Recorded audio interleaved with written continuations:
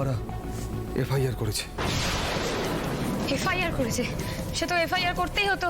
FIR হয়েছে মানে বাড়িতে এবার খুব শিগগিরই পুলিশও আসবে। কোথায় গেল অনিন্দা? কোথায়? ও, তৈরি থাকুন, পুলিশ আসছে। এফআইআরটা আদির এগেনস্টে করেছে।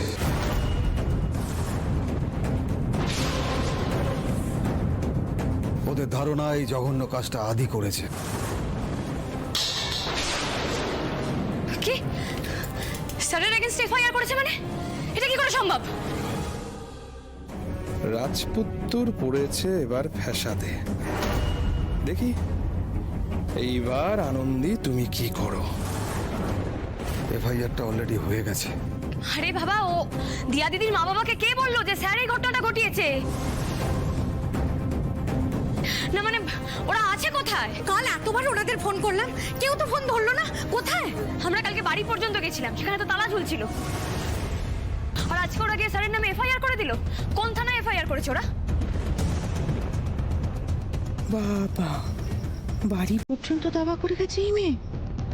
আমি জানতাম আনন্দী ছাড়বে না, তাই ঠিক সময় মতো কাল চলে গেছি, না হলে এতক্ষণে লকআপে থাকতাম।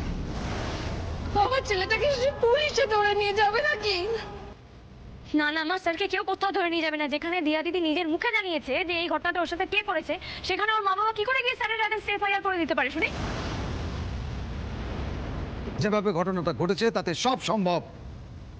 আমরা যখন দরজাটা ভেঙে ঘরের মধ্যে ঢুকি তখন আদি একাই বসেছিল।